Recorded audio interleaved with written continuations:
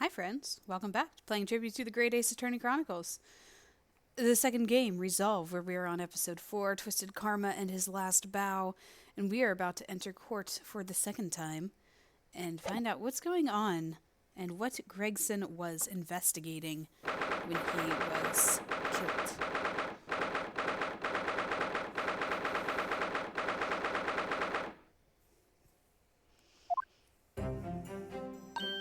Oh, there you are, Otto. What kept you, my dear fellow? Hello, Mr. Sholmes, Gina. Are you sure about what you said in there? The boss, you know, actually died the day before? It's pretty hard to swallow. Yes, I was shocked by the revelation too, Gina. As was I, possibly more shocked than both of you. It's not a competition, Mr. Sholmes. But I was more shocked than all of you put together. This is the autopsy report in question, is it? Yes, it's strange that there's no time of death noted. I suppose there's a simple exclamation. Oh, I'm starting strong. This is what I get for jumping right into it after the last one. I suppose there's a simple explanation. Or perhaps that it was a deliberate omission. Oh dear. If it was deliberate, it puts me in mind of the last case we worked on. Dr. Scythe. I know. Anyway, it seems like the day before Lord Van Zeeks discovered his body, Inspector Gregson was investigating the Red-Headed League, so perhaps something happened with them? Come to think of it, you had trouble with those League men too, didn't you, Mr. Sholmes? You were taken in by their trick. No. Naturally, I wasn't taken in, as you put it. My sleuth hound interest was merely piqued slightly by the rare scent of a weekly £4 income. And that scent masked the underlying scent of deception, I suppose. The two criminals in question are the pair we saw being arrested yesterday, aren't they? In Mr. Sholmes' suite, I mean. That's right, Suze. And it was me who took him in. Thanks to a tip-off by a good law-abiding citizen. Indeed. Yours truly. So it's going to be in that pair that pair in the witness stand next, is it? Something doesn't quite make sense to me, though. The day before Inspector Gregson was found, you hadn't had trouble with the Red-Headed League yet, had you?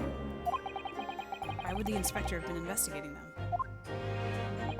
Well, the likely explanation would be that Gregson's own sleuth-hound interest was piqued by the rare scent of a weekly £4 income. Don't tar him with the same brush as you, Sholmes. Yes, well, sorry, Susato was there, I thought she was talking. Then there's the whole issue of Inspector Gregson being investigated by Lord Van Zeeks for some reason. The Reaper, the Red-Headed League, Inspector Gregson, Lord Van Zeeks, and Kazuma. I feel as though he knew we'd arrive at this point somehow. Gosh, I think you're right. What's he really trying to achieve here today? Well, the answers will soon be revealed. Observe the time, my dear friend. This recess will be over shortly. Yes, you're right. Kazuma was determined that he should be the one to prosecute this trial. And he was determined that I should take the defense. Just what is it that he's hoping to make me see, I wonder? I get the feeling we're a long way from the end of this trial yet. Why is it always that the prosecutors are trying to get me to see something? Like, just tell me what you do. Like, why does everything have to be a big puzzle? Like, if there's something important that you want me to take note of, please, just lay it out for me.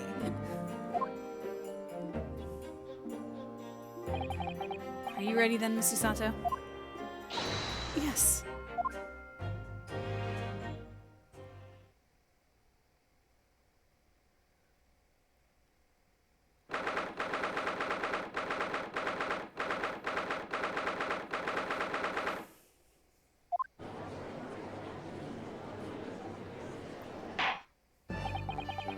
In the name of Her Majesty the Queen, I hereby declare this court to be in session again. We resume the closed court hearing of Baroque Van Zeeks. Here present who stands accused of murder. Now, Prosecutor Sogi. Have you summoned the witnesses as requested? Yes, the two members of the Red-Headed League who planned and carried out the deception. They arrived not too long ago from the local prison by police carriage. Very good. And bailiff, usher these two men into the courtroom.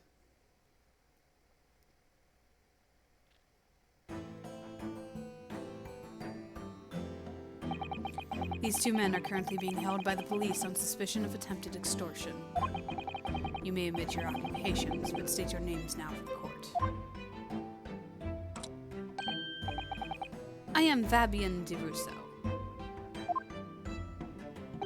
a descendant of the great de Russo family from Nice in France. And my name is Peppino de Rossi. Rossi? I am the third son of the great Familia de Rossi, the landowners from Napoli. The two men first became acquainted at a boarding school for European nobility. Those who graduate from them seek as the future leaders of Europe. But, to have any idea how boring it is to be born with noble blood. Alas, I make my mission to get the better of the world by employing the little grey cells of my brain. Is that all I am trying to do, huh? So, that's the only reason for this whole grand deception you've been carrying out? Wait, you could say that. Not bad, eh?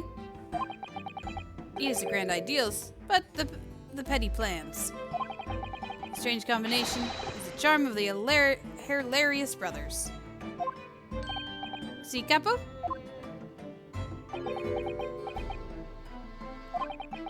Listen to me, Peppino. I have two things to say to you. Eh? Che? Are you about to tell me one of your grand anecdotes? Viva! Firstly, I want you to stop calling me this Capo. And secondly, we are not the hilarious brothers. This is a serious business. Shabella! There it is, the Capo's jumper card, the furrowed brow. It is deep, Capo, the furrow, and the meaning of your words.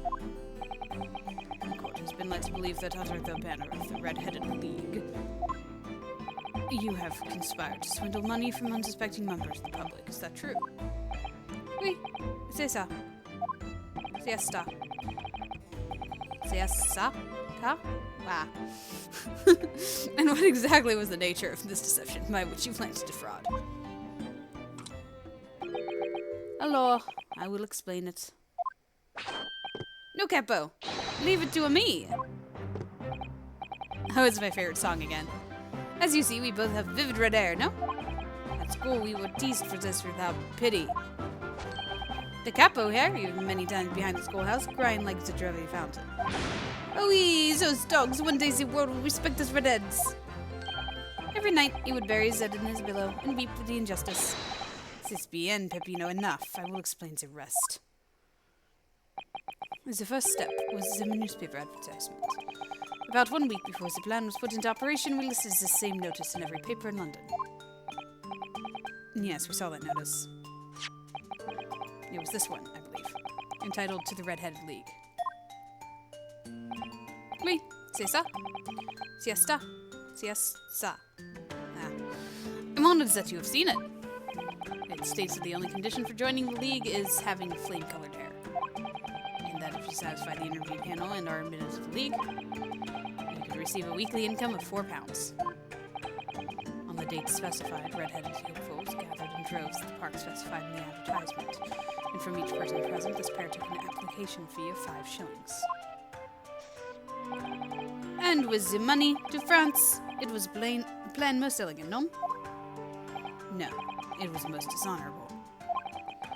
But to be frank, I'm stunned anybody was foolish enough to be taken in by such an obvious trick. The park was described by one witness as choked with red-headed folk, like a coster's orange barrow. And the day on which all these men gathered to apply was the day before the victim was discovered. Which would have been the day he died. Crucially, these two men spoke face to face with every single person present that day. Wait, I have seen more red-headed people in one day than I will see in the rest of my life.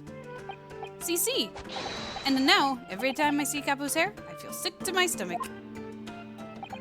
Anyway, why have we been summoned here today? Sorry. The date for our trial was not until tomorrow, I was told. Naturally, neither of these men have been told any details about this trial. They've only been shown the photograph. Very good. So, Mr. De Rosso and Mr. Rossi, Russo and De Rossi, you will now give your formal testimony to the court on the subject of the gentleman pictured in this photograph.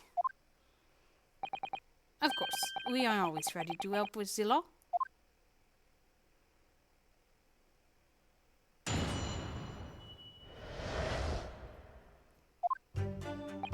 We had more than 1,000 red-headed people assemble in the park on Lime Street that day. But I don't recall the man in this photograph. Hey, Capo? No, I don't remember him. Obviously, he's dead now, but I assure you he was not in the park. Laura, this victim has nothing to do with us.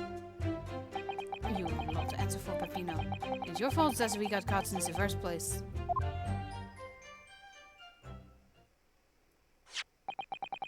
You've given sworn testimony that this man in the photograph was not present. Can you be certain? Oui, I am quite certain. We did not interview this man.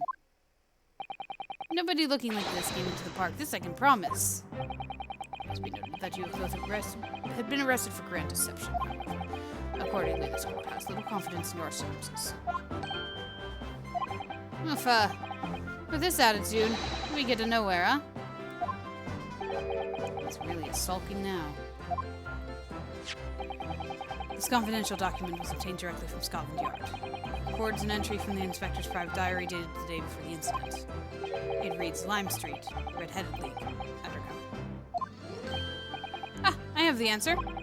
Maybe there was another similar event in the park the day in question, eh? That is ridiculous. There's no question that Inspector Gregson was investigating the Red-Headed League, which means it's quite possible that's when he was killed. Very well.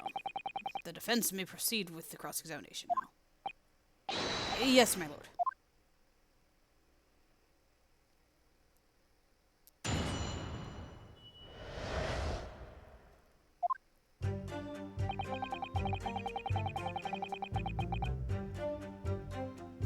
Hold it! A lot of people. 1,000 people. It's a very big crowd. It was quite a spectacle. Redheads had come from all over the capital. See? The capo here, he has a magnetissimo animale, eh? Animal magnetism? Is that what he was saying? Nobody else could attract so many people. If I could be born again, I would be the capo. All those people wanted was the money, Peppino. Is the £4 per week. Are you suggesting that you spoke personally with all 1,000 applicants? Oui, is that we did. Because every one of them paid us 5 shillings. We take their names and we take their money. And we take their addresses as well. Then I tell them where to take us some days to let them know by a post. Finito. Maybe a 2-minute a person? We start early in the morning and we stop late at night. So you earned 5,000 shillings in one day. That's a small fortune. Would have thought there was 1,000 such gullible redheads in London to start with. One of whom was a great detective with chemically altered hair.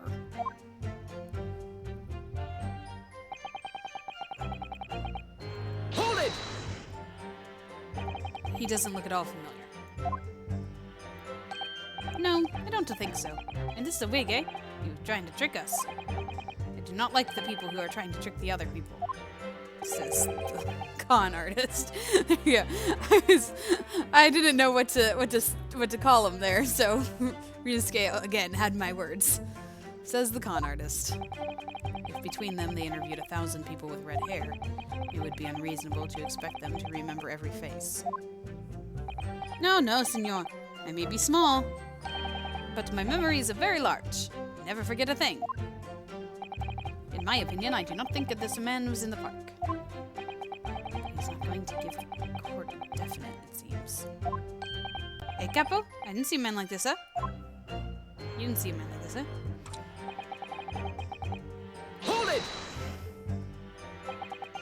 But according to what you said, you spoke with 1,000 or more people that day. Oi, that's true. My eyes were burning by the end of the day. Surely then you can't actually remember every single face. How are you so certain that this particular man wasn't present? Normally, the red hair is very distinctive, eh? But not when you have 1,000 redheads crowding around. That is just an eyesore. But if there was some other information you could have given us, maybe we would recall. As that is mostly lying, Peppino. Remember, we do not remember it. We are sure of that fact, eh? If there was a man with a red hairpiece, but his mustache did not match the color, then I do not think I could have forgotten him. Also must have these two had only been shown that photograph and they'd been told nothing else at all. But what if I fed them just one other detail about the victim? For example, definitely not his name or his profession, because that would be a name that they would know as a detective, and they would know his detective. Fish and chips! I can certainly appreciate that just knowing the man had red hair wouldn't help you remember the situation. But what if I told you that the man was always munching on a packet of fish and chips? Do you remember a man that was eating incessantly? Not really. I was looking only at the heads of the applicants. I wouldn't have noticed the fish and chips any more than the caviar and smoked salmon. Or a spaghetti. Me, I love a spaghetti. Really? I had no idea. Tell them again what you said before, Peppino. Si, Capo, si. Say it again and again.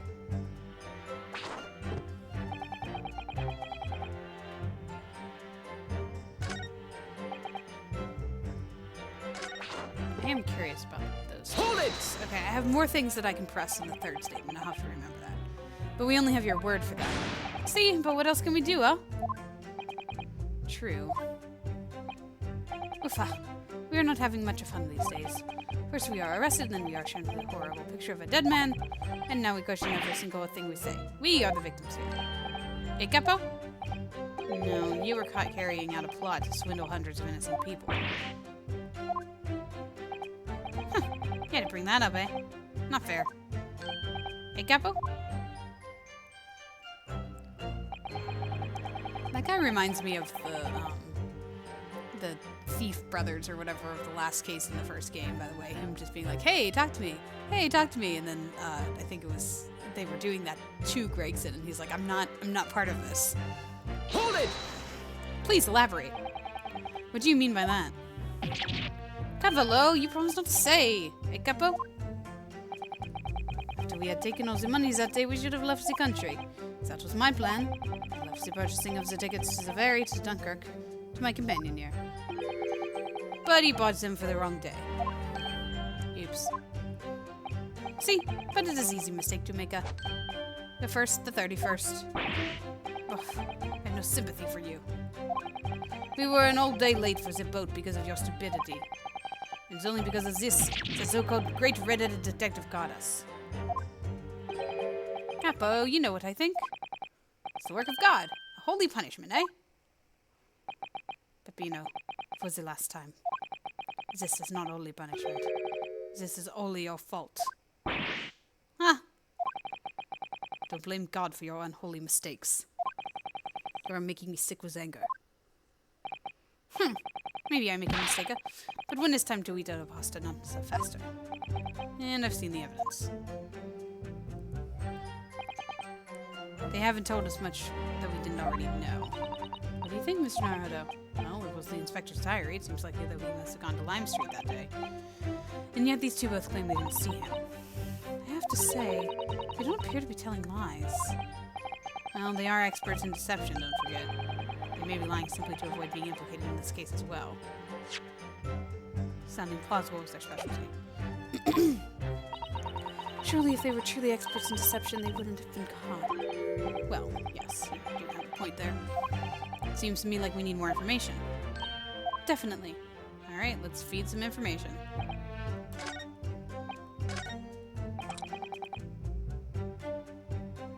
Hold it!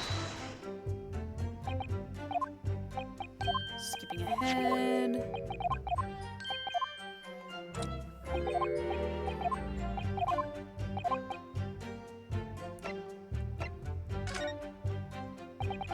I can certainly appreciate that just knowing the man had red hair wouldn't help you remember this situation. But what if I told you that the man's name was Gregson? The man in the photograph is a Monsieur Gregson? Yes. Names, they are boring. I do not listen to any of them. And they have to sign up on something? Huh. It's not a real interviewer. It was just for a show. Why would I remember the names? That's right. This changes nothing. The man in the photograph is not there. And we have already said. I see. It seems there's little to begin from pursuing this boy further. Okay.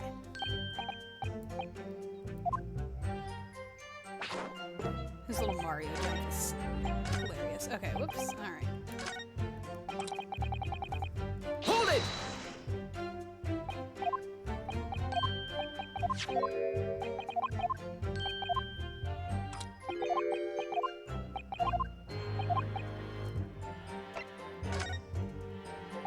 I can certainly appreciate that just knowing the man had red hair wouldn't help you remember in this situation. But what if I told you that the man in the red hair piece was actually a detective? Is the man in the photograph a detective? Yes. It would appear he found your notice in the paper suspicious and decided to investigate incognito. I'm sorry, but this changes nothing. Excuse me. Change something for him. Something to add, Mr. De Rossi. See? I'm always adding something. Parmesan, olive oil, pepper. What I mean is, did you not agree with your friend's last remark by any chance? What did you say? About the detective? Yes, that. Keep your mouth shut, Peppino. You've said enough already. But why, Capo? What is the problem? There was a man who said, I am an inspector from Scotland Yard. What? Good lord. Order. Explain this volte-face into your testimony, witness. It's simple. The man who was at the walk said to us that he was an inspector. There was no such man. Die! What are you saying, Capo? Have you forgotten, eh? I have forgotten nothing. Nobody likes to scheme to the park. Basta, Kappa, basta! You beat me out of many things, but not you. The memory and the meals. Like I said, when it's time to eat the pasta, no one is a fasta. But you are inferior to me in every other way. So shut up. Objection!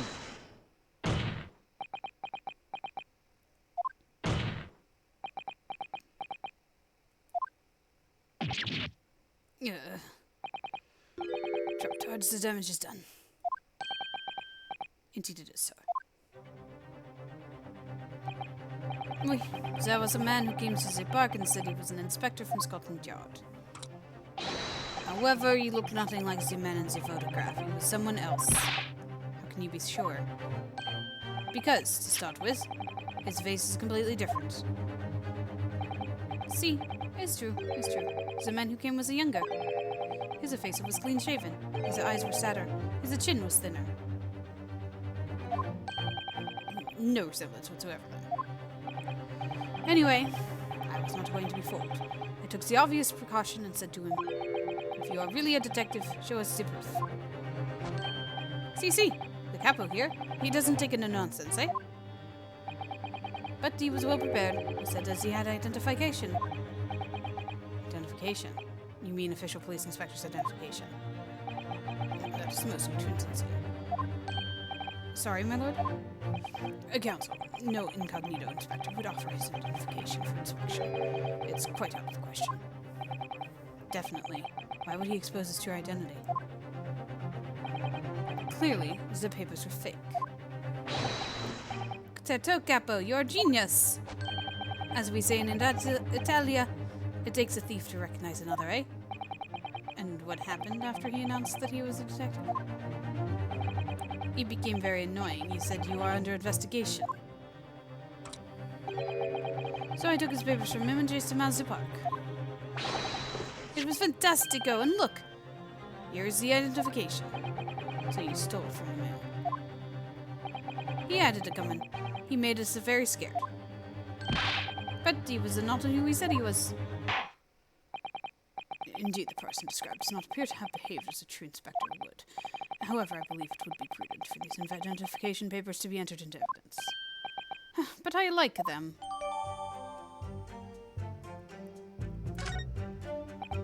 Now, let us return to the witness's testimony. In just a moment, please. Can we open this up? Well, I suppose we should see what this inspector's identification looks like inside. Oh, no picture. It definitely looks fake, doesn't it? Out of interest, what name is given? Probably just something plucked out of the air. It's Tobias Gregson. Wait, what? The Scotland Yard insignia. It looks genuine to me. But how? And the department and identification number details are all correct as well. Since when have you known those? Do you mean to say... I know it seems incredible, but yes. I think this is a genuine identification book issued by Scotland Yard. But that's unbelievable. This is the real thing after all. What is going on with this case?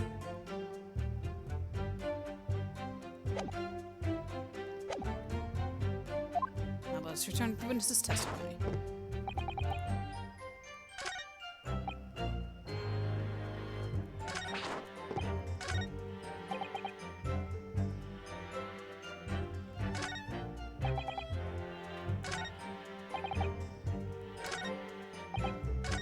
So the question is, where do I present it?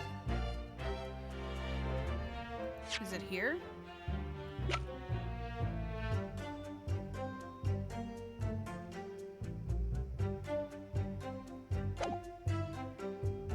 Or is it here?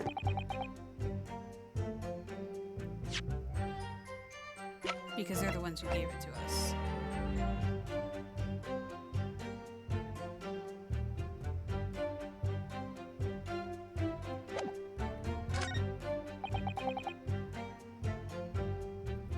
It's not in the park.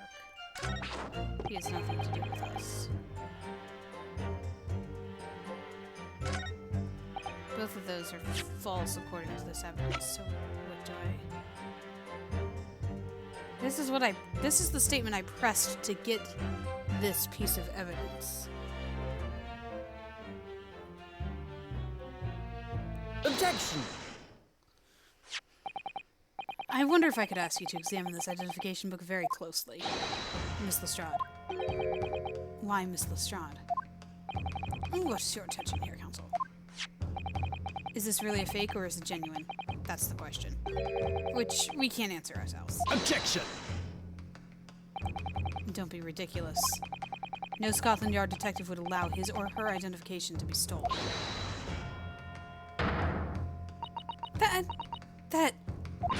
That is the boss's! No question about it.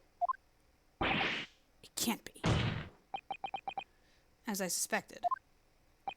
The undercover detective who attended the Redhead League's enrollment on the day in question was the real Inspector Gregson, carrying out an incognito investigation. This is the law! But if he was being incognito... Order! Unless his killer had already stolen it, and then went out, but then the wig was there.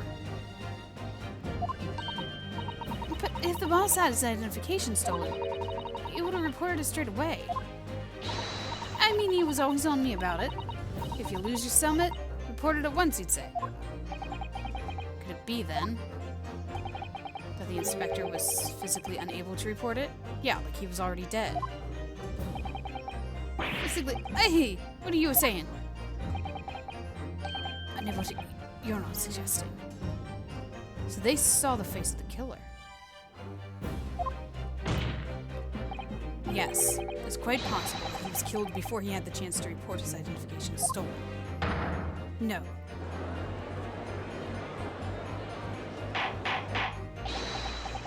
Order. The defense posits that the victim was killed the day before his body was discovered at a different location. Do you two have anything to say about that?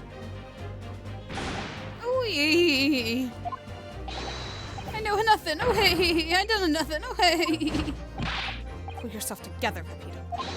When you do, you can behave a little more like master criminals than that, no?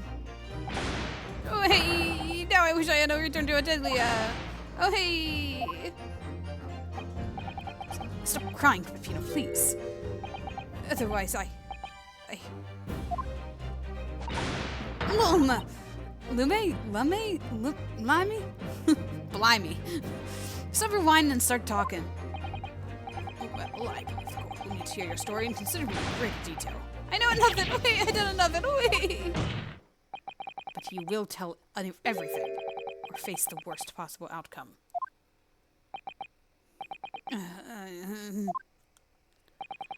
You dry your eyes and testify again.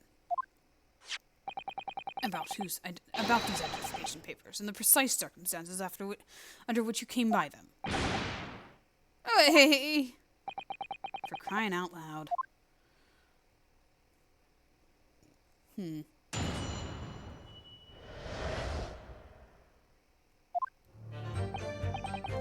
The truth is, we took him prisoner and kept him for the night at our secret hideout. Even though I didn't think it was a real detective, I was too scared to let him go that day, so just in case. We took him to man's identification from him and shut him in the room next to ours. There might have been a little tussle, but we did him no harm, and the next morning we let him go. He spent the night in a nice room. It was nothing like prison, really.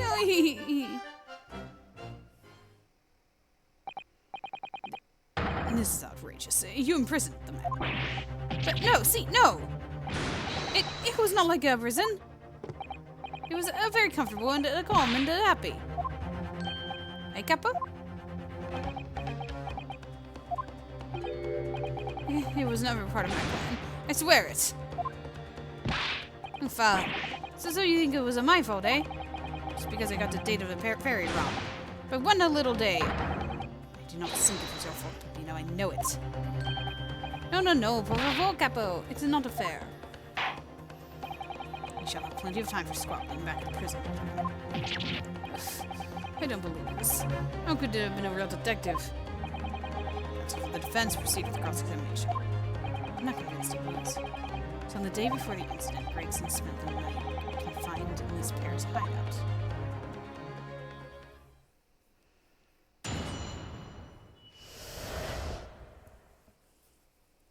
Where is their hideout? Hold it! Do you realize what you're saying? You have to believe me, I never intended for that to happen, and I'm sure the detective did not intend it either. Do you think? But there was nothing else I could do. See, nothing else. This was the first crime for the capo. He was at the end of his wits. I have told you before, Peppino, that that is no way to describe a criminal mastermind. What about this hideout of yours? An old empty house behind the park on Lime Street. We rented the place for 2 days. It was an inspired idea from Capo. Impulsive idea, I would say. No, not impulsive, inspired. Hey, Capo? What am I supposed to say to that, eh, Peppino? It was in that house described that you can find Inspector Gregson, was it? But you have to remember, I was under the impression that he was a pretender, not a real inspector. That doesn't quite add up, though. If you didn't think the man was a real inspector, there would have been no reason to take him prisoner, would there?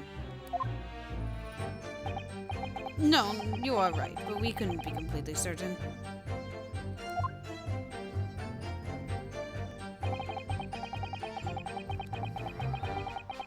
Hold it! Too scared. Why? Because. Why had he come to the park? We didn't know. There was a chance that he had seen through my plan. If that was the case, he would go straight to the police station to blow the whistle on us. Even if he was just feigning to be an inspector, he was up to no good, eh? Without a doubt. I think most people would agree that it's you two who were up to no good. Well, let's see. You may be right. Hey, Capo? The point is, we were not able to escape from England immediately. As that is why we had no choice but to take the man prisoner. What I don't understand is why the inspector felt the need to show you his identification in the first place. See, I ask myself the same question. We were writing down the names and addresses of all the people who took 5 shillings from that day. I have forgotten what name he said, but the address startled me. CC, address Scotland Yard, homicide division, he said. What? He probably didn't like your face, Peppino. Anyway, I was not rude. I just politely asked him why he existed. And that's when he started to say he was an inspector. Not long afterward, he took out his identification. What was Inspector Gregson playing at? Till the court would happen next. You took him back to your hideout, you say? See, we did it! We did it! We did it! We did it! Hold it! And that being his identification book here, correct? See, that is the one. What made you believe that it was a forgery? I never seen a real one, of course. But it was so suspicious, this man. Laura, I was thinking, it must be false. Eh, Capo? Oui, it is just as Peppino said. We were convinced it was not true. And so together, the hilarious brothers, we took a look at the man captive. All we did was shove him inside a locked room.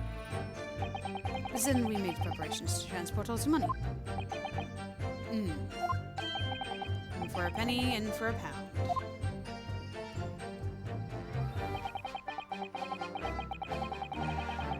Hold it! What do you mean by a little tussle, exactly? Woof. It was nothing. Just a minor incident. The falso inspector was a real piece of the work. Eh, Capo? What happened? Uffa. It was a disaster. We gave him a nicer room, and what does he do?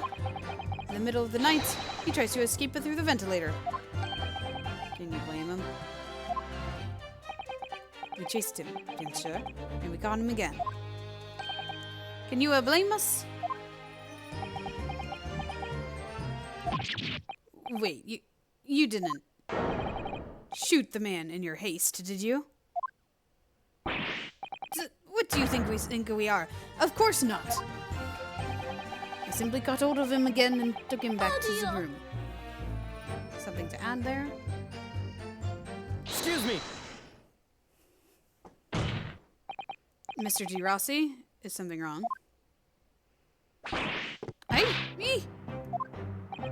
Something Mr. DeRusso just said seemed to make you, well, it seemed to make you act even more strangely than usual. What was that all about? Cavolo, at times like this, you don't want to have the capo after you, believe me. And to speak of from personal experience, is that is enough, Peppino. There is no need to say more. The truth is, the night before we put the Red-Headed League plan into action, I was scared. I was not a ferret, the capo, but I tried to run away. It's a shame you didn't manage it. But the capo here, he came after me like the turbine, eh? And he dragged me back to the house, kicking and screaming. I still have the bruises to prove it, eh, capo? Bruises, you say? You want to see ya? You want to see my fantastic bruises? 'Cause that's enough now, Peppino. No one wants to look at any part of you. What did you do, eh? I show you, or I don't. I show you, or I don't. You do, now. Laura, if everyone wants to see, then I had to do it. Ego, you see? Still very visible, eh? That red ring around your neck. Got that when you were dragged back to the house? See, the capo, sometimes he is very rough. And I sense that's enough. Peppino's neck has nothing to do with what we are talking about here. You have my word. Yeah, but it does have to do with something else. Yes. What is your opinion, Counsel? About this red ring around Mr. Di Rossi's neck? I wonder, does it matter? Mr. Di Rossi, I'm going to have to ask you to amend your testimony with details about that mark on your neck. Hi, Capo. You see? Everyone is so interested in what I say, huh?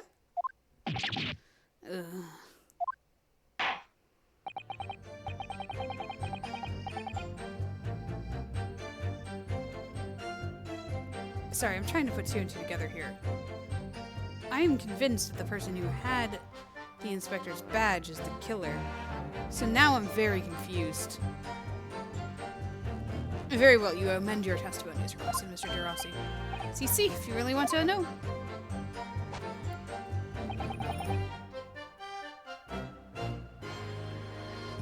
Put the collar on him. Hold it! Are you saying that red mark was caused by... CC, a big collar made from a leather. A leather collar. Is this true, Mr. DeRosso? We had a St. Bernard at home when I was younger. It is a souvenir from that time. It was a very strong chain. A strong chain. And you put that around your friend's neck? I'm sorry, I was so angry that it was leaving me alone. You did not have to hide the chain with the Lego of the bed. I would have not tried to run again. You didn't do that to Inspector Gregson as well, did you? Treated the people as equal. It's the capo here's model, eh? It's starting to sound a lot more like a prison all of a sudden. The capo is a tough, but the capo is a rough. I shouldn't have done it. So the following morning, when you released the inspector, he had the red ring around his neck, just like a me. Peppino, s'il vous plaît, leave it now. Now you know it, the capo here, you don't want an ankle with him, eh? But for the inspector, not so bad. Okay, one thing at a time.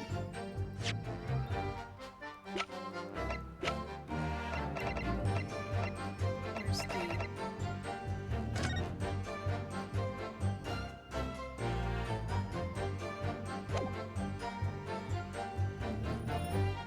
It's either that picture or the autopsy.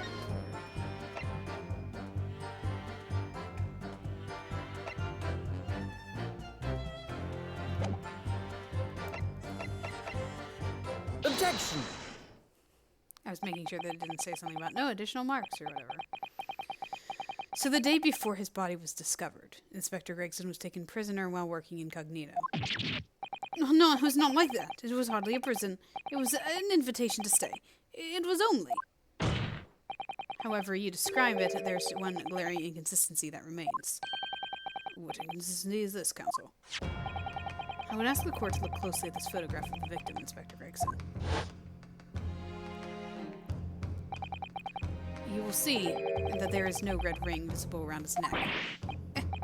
But that makes no sense. It was me who took the collar of the man in the morning. And saw the red bruises on his neck, just like I have. Given that the man is still clearly visible in this witness's neck, the mark is still clearly visible on this witness's neck, we expect to see bruising on the victim, who was put on the collar more recently than Mr. De Rossi. Indeed, it is most peculiar. But what we tell you, huh? We say this from the beginning. Many times away. Peppino is right. The man in the photograph is someone different than the man we have after that night.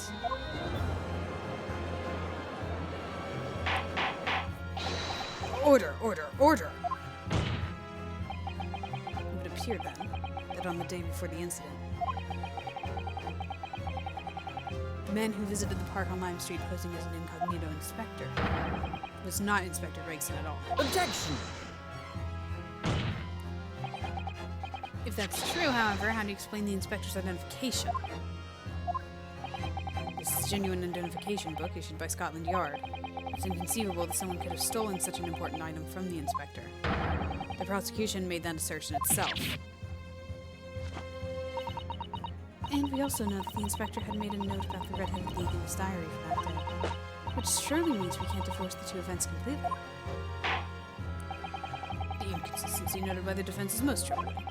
If it were the real Inspector Gregson whom these two red-headed gentlemen encountered, the fact that no bruising can be seen around his neck defies explanation. But equally, if they actually encountered an imposter. How did that person come to be in possession of the real inspector's identification? Just defensive, some plausible explanation, Counsel. The whole thing defies explanation. It is for precisely those occasions that we keep meticulous notes in the court record, Mr. Naruto.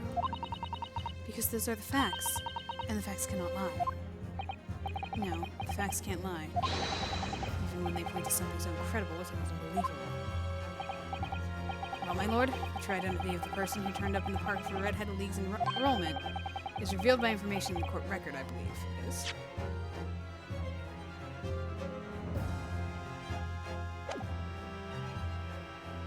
It is?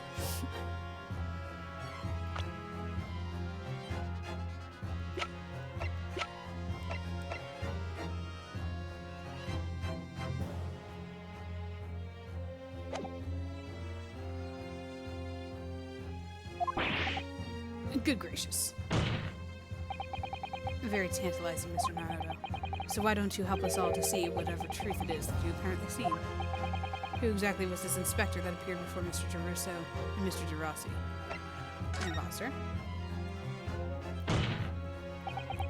Though it seems incredible, I admit, the undeniable facts point to only one thing. Since no bruising can be seen on the victim's neck, the person who these two red-headed men took prisoner that day cannot have been Inspector Gregson. In other words, your whole argument up to now has been a waste of time. Objection! On the contrary, I haven't finished. What?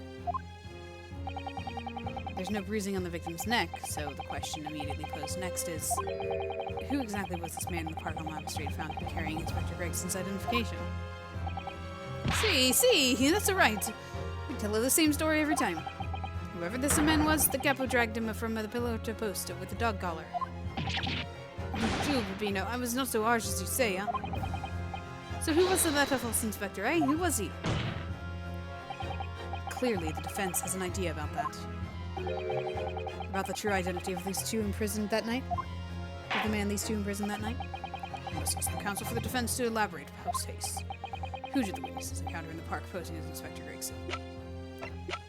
I guess it is kind of visible on this picture of him, that mark on his neck. But wouldn't have been noticeable unless Naruto said it, which he did. He said something about the mark on his neck. So that made this all obvious. Take that! Goodness me, isn't that one of the witnesses who was on the stand in this very courtroom earlier today? A nameless man whose only occupation appears to be peddling hearsay to passers-by. Objection! What on earth would a street seller be doing with the police inspector's identification papers? Witnesses, is this the man or not? What has happened to his lip? See, this is a man who's not for the Red-Headed League, eh? He is looking for the Twisted Lip League, no? Perhaps rather than making such a rash claim next time, you should bite your lip instead. It seems improbable, yes, but one undeniable fact remains. During his testimony earlier, I noticed something around the man's neck. A red ring of bruising. What? The defense demands that Mr. Gossip be brought back to the stand. Order! Bailiff! Bring the aforementioned witness back to the courtroom. Immediately.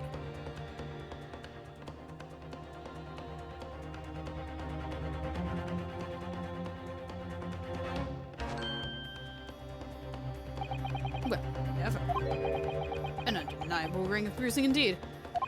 And identical to that of the witness beside him. Now what's going on here, eh? I've always had this, me. It's a birthmark, isn't it? A birthmark, you say. I assume the reason you've been recalled to the stand has been explained to you?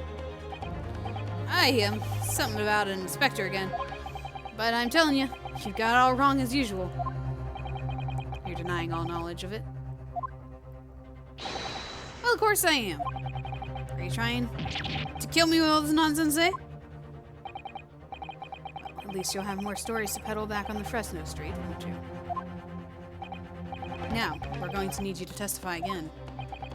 And you, Mr. DeRusso and Mr. Rossi. Mr. DeRusso, bleh. Mr. DeRusso and Mr. DeRossi. Oh my goodness. I'm sure you'll cooperate, won't you? Is this supposed to be ruse? Is that what we're punning here? That they're ruse? Do we have any choice? We are a big in trouble, eh, Capo? It's quite enough dilatory chatter. Proceed with the testimony.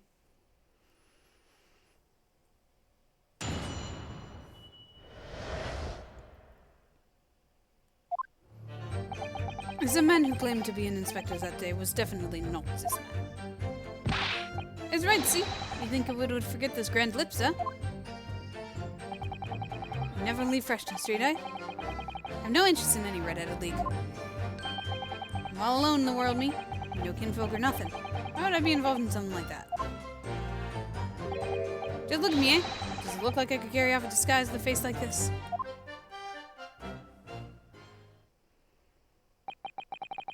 It would certainly appear that we have the wrong man. What have I been telling you, eh?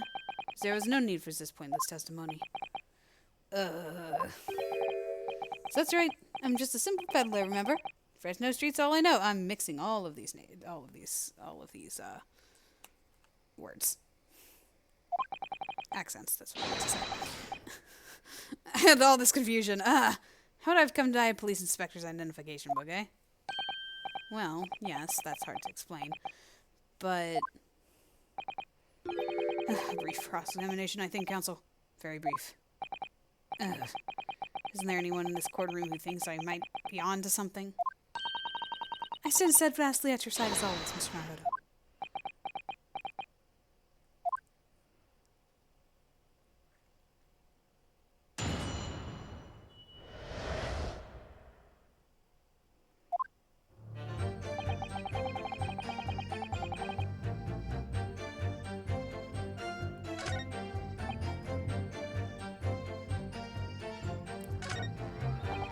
I know what I'm eventually going to have to prove, because I think I know what's going on. He's all like, oh man.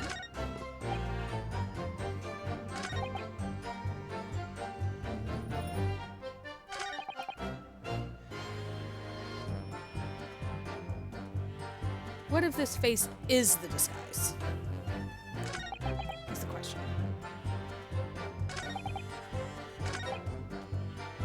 Hold it! You mean you have no family? Nope, none at all. So I spend my days on Fresno Street, peddling tidbits to passersby. Hoping, just between us, this is, so that eventually someone else with lips like mine will come along. I don't think so. You may be right. Anyway, that mark on your neck is just too much of a coincidence for us to ignore. Well, what's a fella to do then, eh? If you don't believe me, we're in an impasse. And there's nothing I can do but flick me lip. Looks like I'm not going to get anywhere here unless I can produce some proof. You're basically saying I got dressed up and posed as some fancy inspector, are you? Well, it's beyond me to know how you think I can do that. Hold it! Maybe you could. Let's say with a mustache or a beard to cover up that lip. Perhaps. But if I was going to stick some fake facial hair to cover up this fine specimen, I'd end up looking like his lordship over there, wouldn't I? Pardon. I assure you, my lips are entirely unremarkable. And I would ask you not to cast such scrutinizing looks in my direction, counsel. Sorry. My imagination got the better of me there. Well, Inspector Gregson did wear a mustache, of course. You're right, he did. So perhaps he was hiding something himself. He could barely have hidden a crumb in a mustache of that size. And anyways, the detective we spoke with had no facial hair at all. See, the capo was right. He was a clean-shaven. Certainly seems beyond the realms of possibility that the witness could have disguised himself as the victim. Aye, doesn't it is? sneaks in with their testimony, is it? What's your feeling, Mr. Naruto? Well, when Mr. Gossip says it's undeniable, it would be all but impossible to hide those lips with any form of disguise. Perhaps yes, but nevertheless, the mark around his neck is equally undeniable. And it's identical to the one that Mr. DeRossi suffered. Yes, it's true. Why does this whole disguise idea just keep playing in my mind?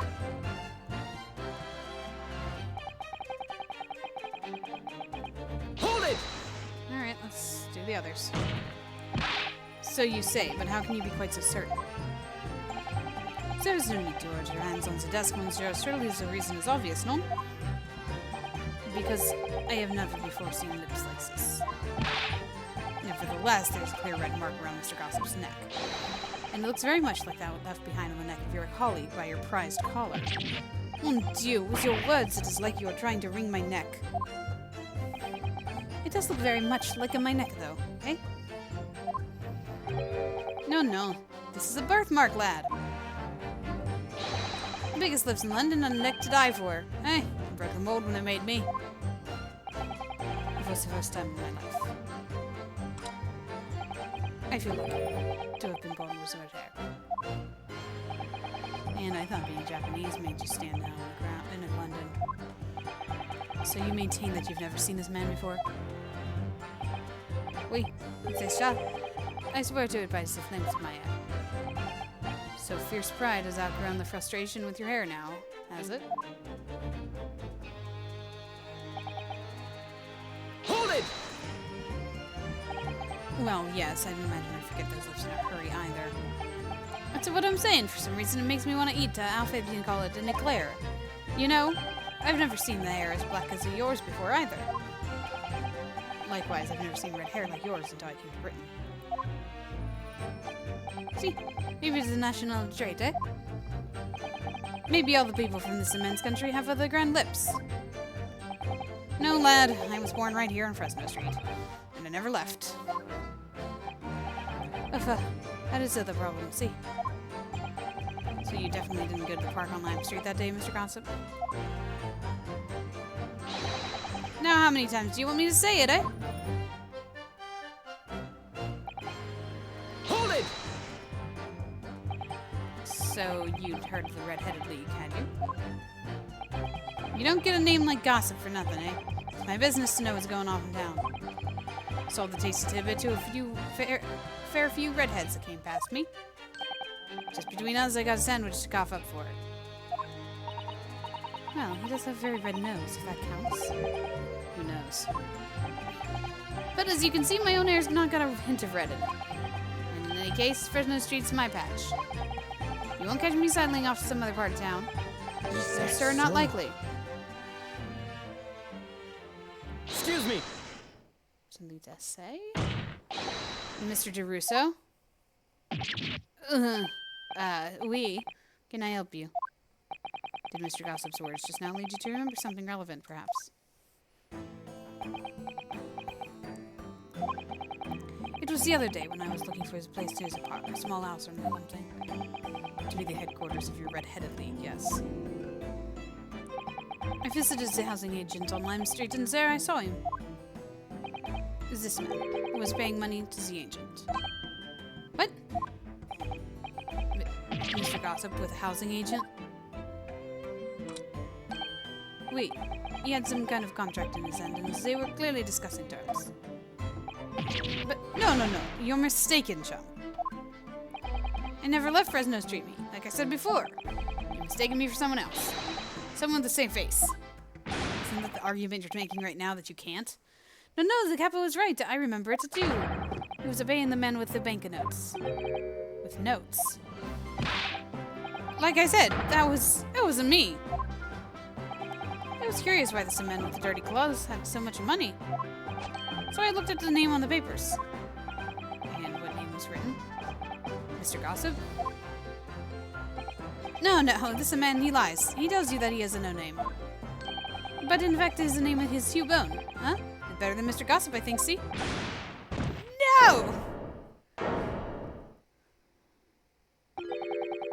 I'm a peddler of tidbits of information, like I said, on Fresno Street, and that's that. I don't much like folk talking about my personal life. I think it's too late. Indeed. It's not the intention of the court to invade the privacy of witnesses. Very well, I shall respect your wishes, sir. The aforementioned name shall be redacted from all court records in this trial, assuming no objections. Objection! I have an objection. I'm sorry, my lord, but the defense does object. Because that name just mentioned has a very deep significance to this case. Good gracious, do you similarly object, Prosecutor Sogi? As it happens, my lord, that particular name has already been mentioned during today's proceedings. Well, never! In what capacity? Hugh Boone. The name of the leaseholder of the room. Let me put this very simply. The victim's body was discovered in your rented room.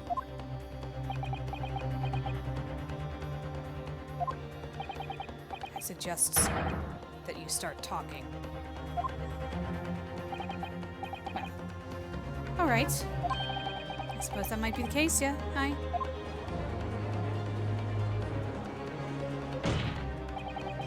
So your real name is Hugh Boone.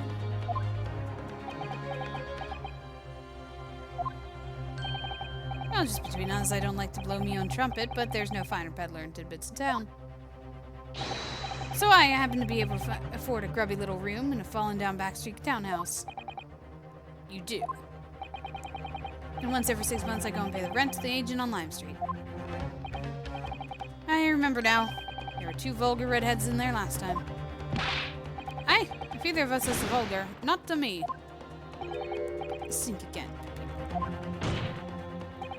Why didn't you bring this up before? It's like I told you already. I don't like talking about my personal life. I'm a tidbit peddler as far as anyone else is concerned. No fuss. You will update your testimony to include this most surprising revelation, Mr. Boone. If I must. So the leaseholder of Scotland Yard have been looking for since the body was discovered. Has been here under our noses all along.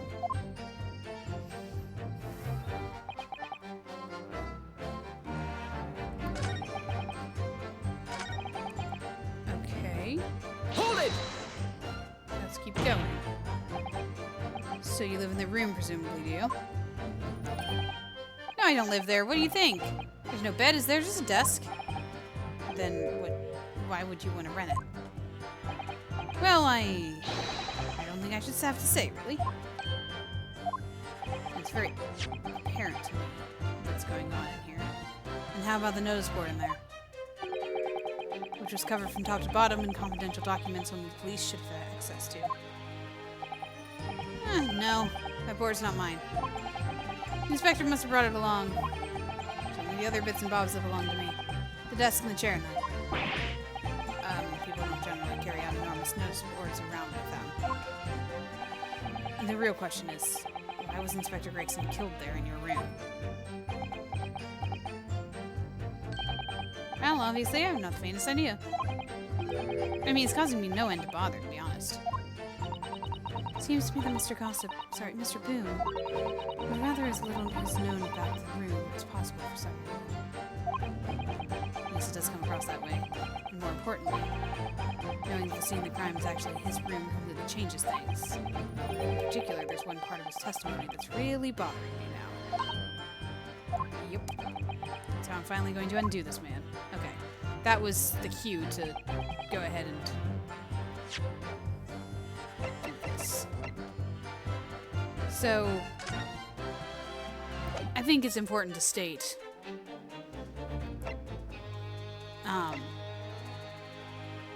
that from the moment I saw him and his hair,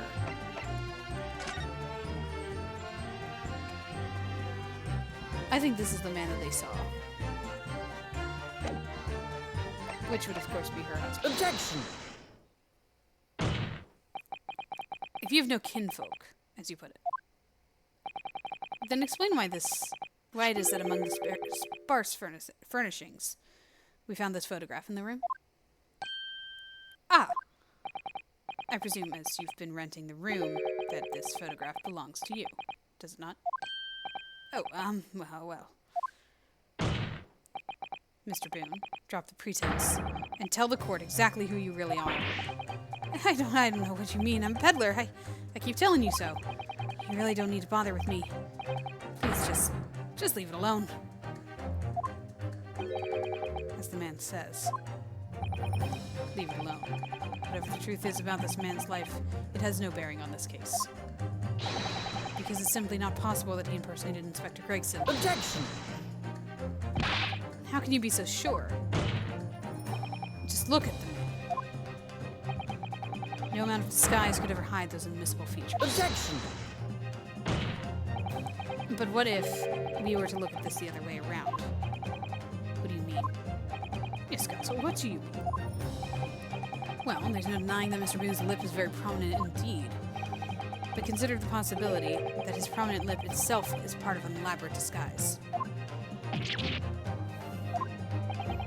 Then hiding that prominent feature, in other words, revealing his true face, would make an utterly impenetrable disguise. Wouldn't you agree, Mr. Hugh Boone? Ah!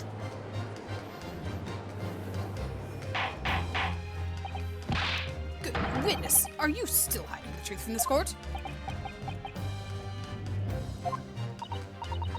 If that's a disguise, then underneath it, his true identity must be...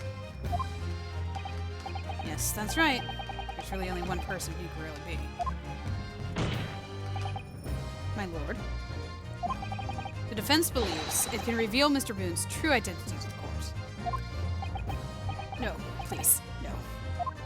Very well then, counsel. What is the true identity of this peddler who goes simply by the name of Gossip on the street? Oh,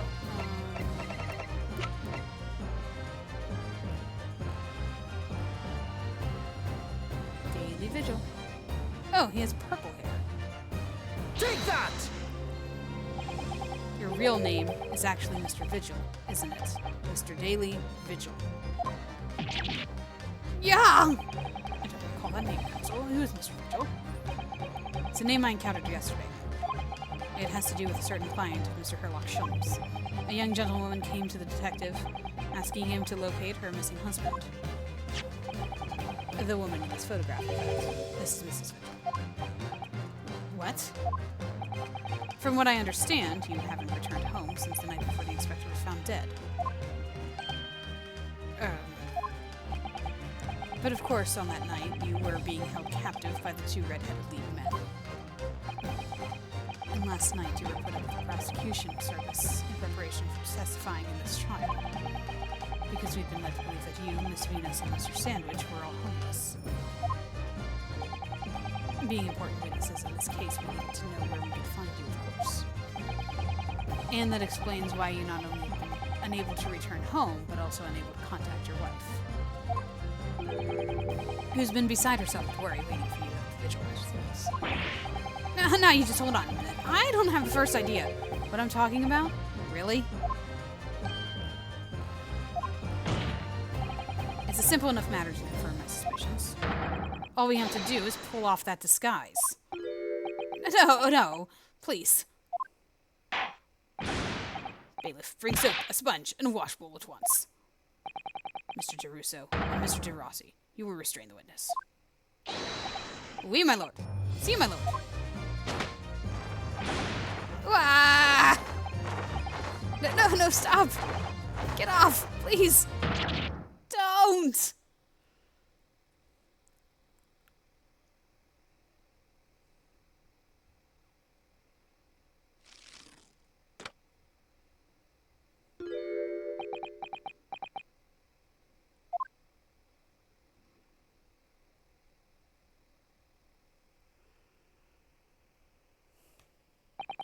Well, we are now seeing your true features, I presume.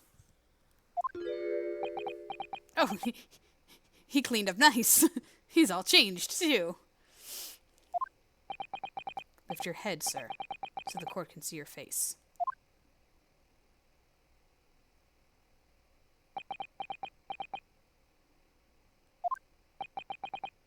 It would appear the defense counsel's assertion was entirely correct. This has all been a very elaborate deception. So witnesses, tell the court. Have you seen this man before? I don't believe it, but...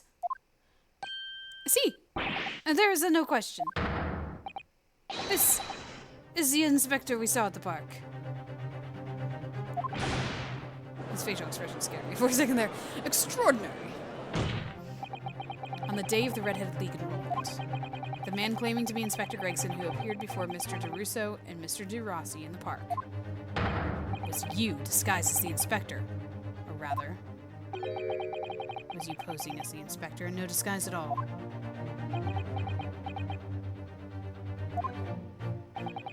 Mr. Vigil was formerly employed as the chief warder at Barclay Prison.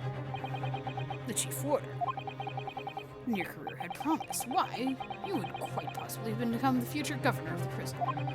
What on earth have you been doing peddling tittle-tattle in Fresno Street? Well, it's been 10 years since Mr. Vigil worked at the prison. 10 years.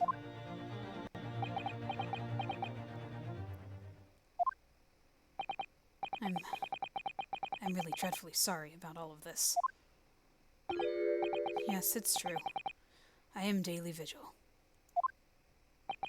And you were the chief warder at Barclay Prison 10 years ago? So where did Mr. Hugh Boone come from? Boone is the other me. It's a name I invented. Well, evidently there's a great deal under the surface here. I'll explain everything. I'll tell you just how wretched my life has become.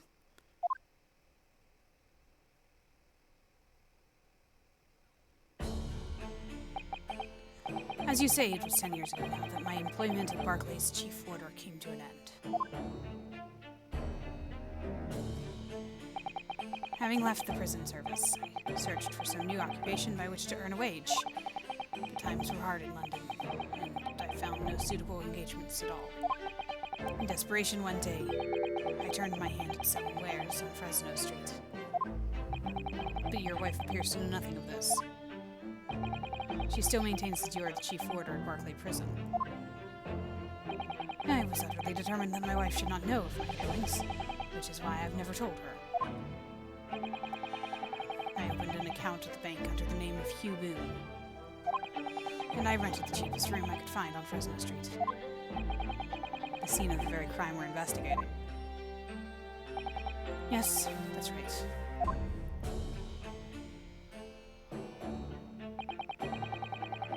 A place from which I could emerge every morning, at 8 as a squalid peddler, and transform myself back every evening at 5 into a well-dressed man about town before returning home. It quickly became my daily routine. I was puzzled by the lack of furniture in the room, but that explains it. But why on earth didn't you just tell us this in the first place?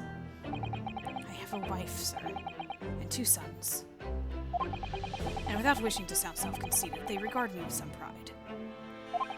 I couldn't bring myself to disappoint them. So instead you decided to conceal your occupation from them. Yes. I've made such a terrible mess of everything. Still, one thing doesn't add up. No matter how many tidbits of information you could sell to passing gentlemen, even at 6 pence apiece, you couldn't hope to match the salary you must have commanded as chief warder of the prison. Very true. Tiff kept her family in comfort, despite 10 years of somewhat misbegotten employment.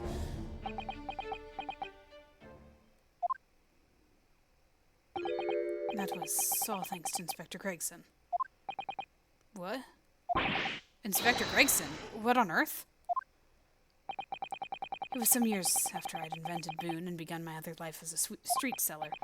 He, the inspector that is, recognized me one day. Do you mean to say the victim was an acquaintance of yours? I knew him from my time working in the prison. When he saw what I'd become, he was deeply troubled for me and my family. And from that day forward, he visited me on Fresno Street with increasing regularity. one day, he asked me if I would carry out a secret assignment for him. A secret? What was it? I was to impersonate the inspector. What? Impersonate him? He asked for you to do that?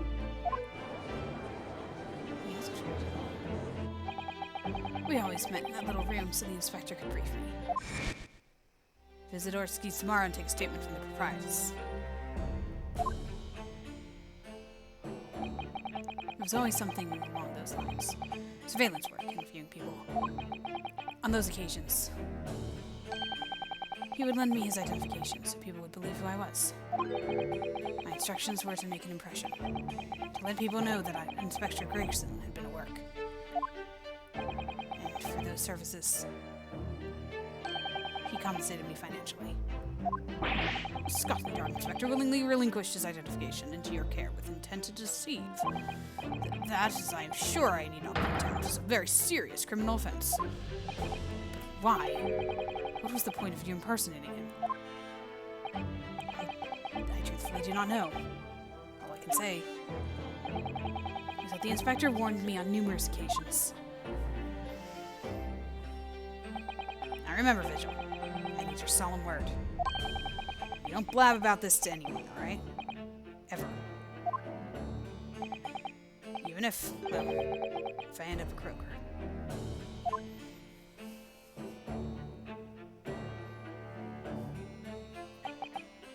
In time, he started to bring papers with him to the room as well.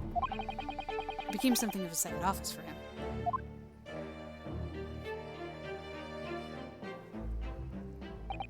So, in fact, the person who declared himself to be Inspector Gregson at the park on Lime Street was really... Yes, it was me, acting on the inspector's orders. As usual, I removed my moon disguise, and then went as instructed to the park, armed with the inspector's identification book. It never occurred to me that the bruise on my neck might give me away.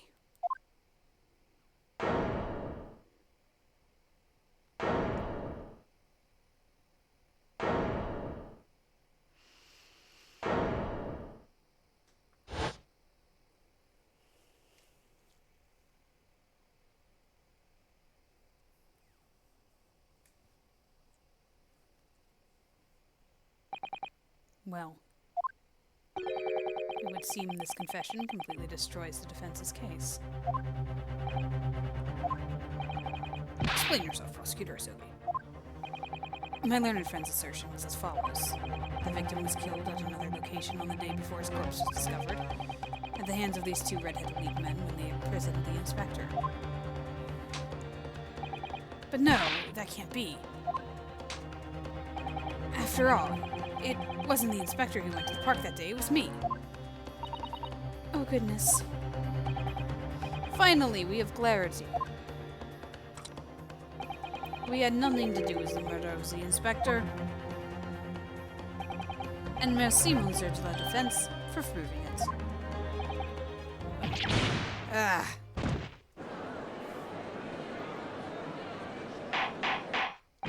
Order, order, order. Indeed, it would appear that we have reached a de facto conclusion of sorts. These witnesses have no involvement with the murder of the victim, as proven, somewhat ironically, by the defense. I hereby call an end to the cross-examination. So where does that leave us?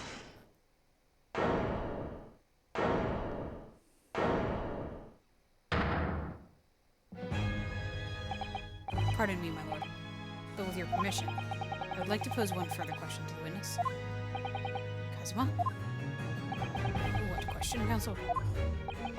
It concerns the events of 10 years ago.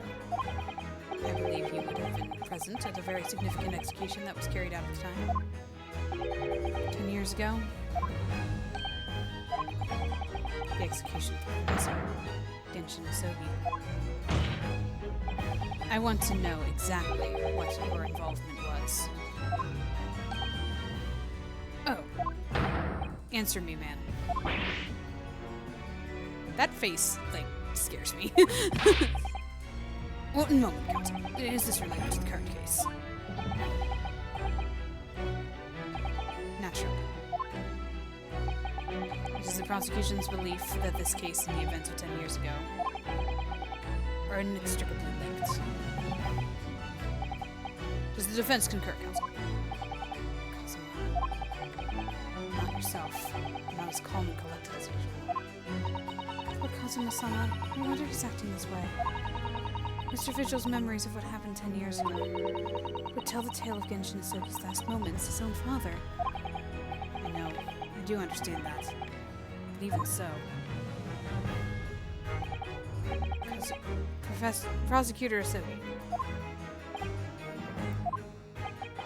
do you genuinely believe that this question requires an answer in order to learn the truth behind Inspector Gregson's death? I need you to trust me. Please.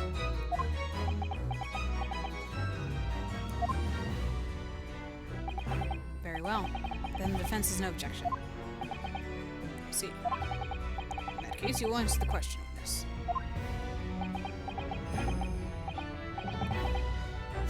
The truth is, I remember very little of that time. You've forgotten. I'm sorry to say, yes. As I said, I resigned from my role at the prison 10 years ago. But for some peculiar reason, my memory of the events leading up to that moment was extremely uneasy. Does that not strike you as strange, Mr. Naruto? Sorry? Well, 10 years is a long time. But to have forgotten the reason why he left such an important job? Yes, you're right. And not only that, Mr. Vigil's claim contradicts what we already know. The human spirit is a fragile thing. It's broken all too easily. Which is why we have a tendency to wrap it up with protection. Sorry, the human spirit? I'm afraid I don't understand what you mean. When we experience pain and suffering that we feel unable to bear, we block it out, obliterate it from our memories, seal it away. But it never truly leaves us. When the seal is broken, the memories resurface. And when they do, that fragile spirit will finally be crushed. But I really don't. Kazuma-sama. But if it must be crushed, then so be it. Because the truth will not stay buried. It's coming out, one way or another. Right. Now I understand. It's clear what his intentions are. He means to expose the truth. At any cost. Perhaps if I pointed out the contradiction in what Mr. Vigil claimed earlier, it might cause some crucial memories to be returned to him. Should I? Should I present the evidence or not?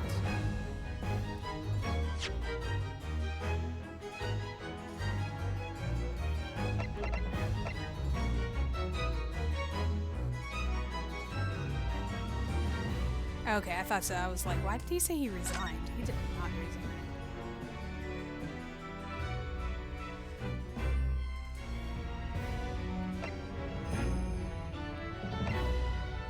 He does seem like a broken man, though. I would feel awful. But the truth must come out. I have no idea how this is going to go. But this is a court of law, and I have a duty to pursue the truth. Mr. Vigil, I'd like you to look at this. Evidence that clearly contradicts your version of events. Take that! Just a few moments ago, you made the following statement. I resigned from my role at the prison 10 years ago. Well, yes. In other words, you claim to have left the post of chief warder of your own volition. Well, yes, of course. Why? Tell me, do you remember seeing this document before? No, I don't. This is a dismissal notice ordering the immediate termination of a prison staff member's employment. A dismissal notice. And the name on this notice is yours, Mr. Vigil. What? It's mine? So you didn't resign from the prison service at all? For some reason you were dismissed as chief warder from Barclay. No, there's been some mistake. I'm sure. I'm sure I tendered my resignation. The dismissal notice is nonsense. Isn't it? If you were forcibly dismissed, there must have been good reason. Clearly you did something. Mr. Vigil, it's time to break the seal and have you remember.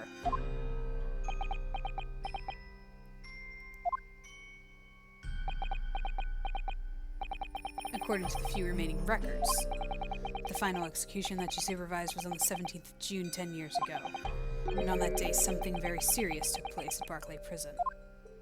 The 17th of June... Was that... the professor's execution? Professor. As you were the chief warder at the time, it stands to reason that you would have been present throughout the proceedings. It does sound familiar. And yet, that execution never took place.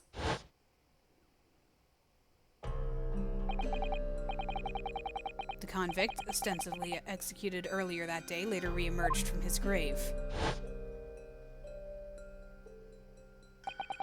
The convict came back to life.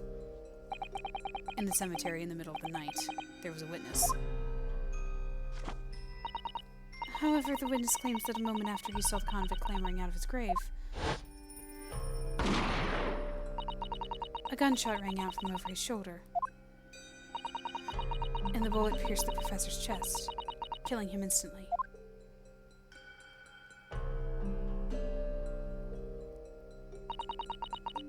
Those may have been the professor's actual last moments. Yes! Seeing as you were in charge of overseeing executions at the time, you must have known the truth of what really happened. It's in your head somewhere deep down.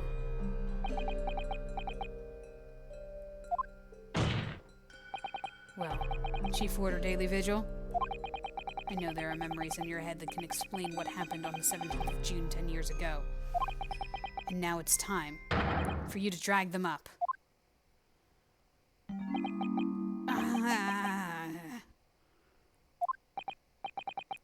Mr. Vigil?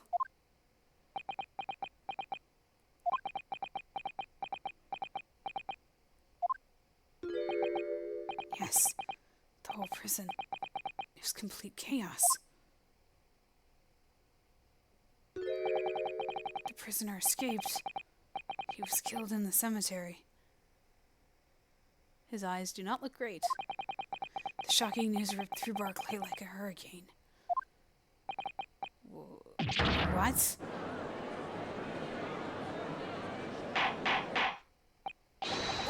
Order! Do you mean to say, Mr. Vigil, that your memories of the time have returned? My head, it's like some floodgates have been opened. The images, the screams. Oh my goodness. The papers. There were reports, articles about a man who'd seen a ghost. Yes, Enoch Drebber. But surely those reports were exaggerated. There were traces at the scene.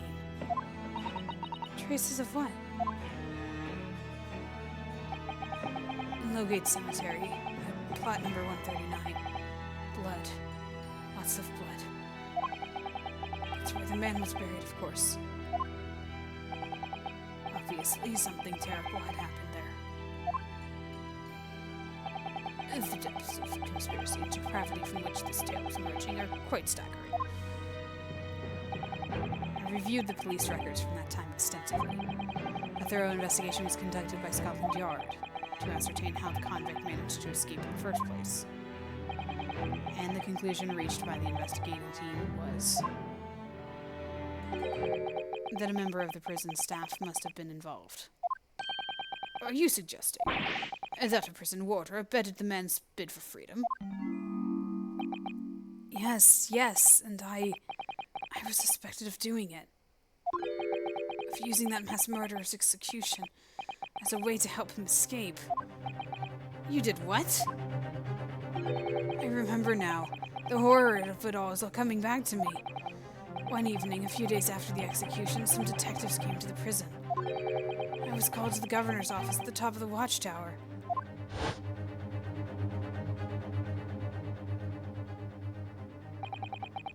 I'm sorry, Daly. This is serious business, but I came to help you now. Can I help you? Is Chief Warder here responsible for overseeing the execution of Foray? Well, it seems the fellows at Scotland Yard want to have a few wee words with you about. You better pack your things. Get to attend in person. As soon as he told me that, my mind just went completely blank. And the next thing I knew,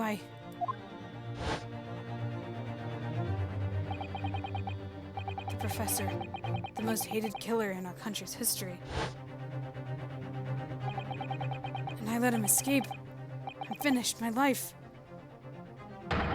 is over.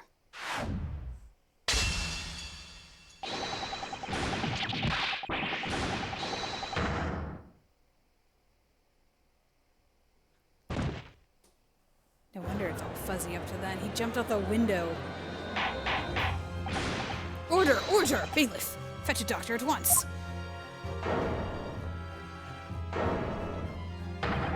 Court is adjourned for today with immediate effect. Wait, that's it? What? So, with Mr. Vigil's collapse, proceedings came to an abrupt end for the day. Once again overshadowed by the legacy of that notorious killer, appearing like a cursed ghost ship on a foggy ocean. Lord Van Zeeks, Mr. Vigil, Cosima, and Gregson. All of them bound by invisible chains anchored to the same wreckage in the murky depths of the past. But the miraculous light that had been trying to cut through the gloom and shine on those tragic events was playing on the edges of the truth at last.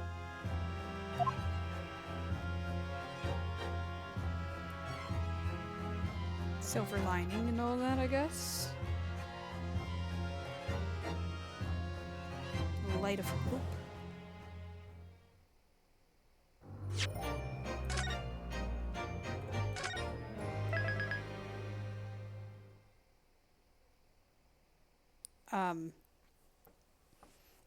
So that explains something, though. If the trial is done for the day, and I happen to know that this is the last part of this episode, I guess that means that it's still the case of Gregson's murder in the next trial. So really, episode 4 and 5 are just all one big long one.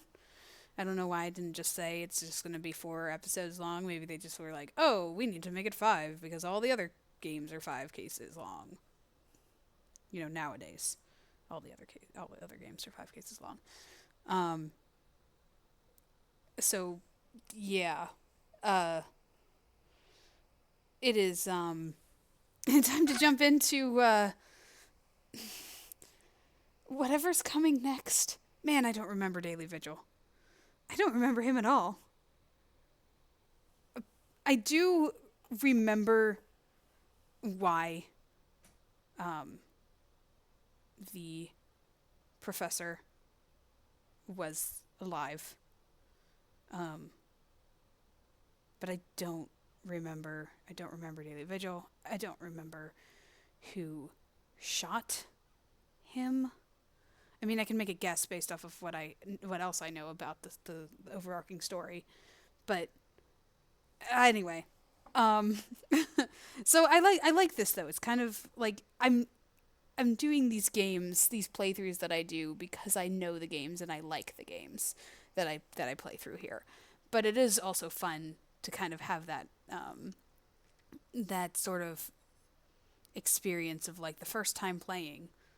I don't know all of the things that are going to happen, you know, or remember everything, and that's a cool experience to have with these recordings, because I can kind of like work through things with you guys instead of just being like, oh yes, this is the answer, and I know this, and blah blah blah. So it's been cool. It's been fun. Let's keep it up next time. I'll talk to you guys then.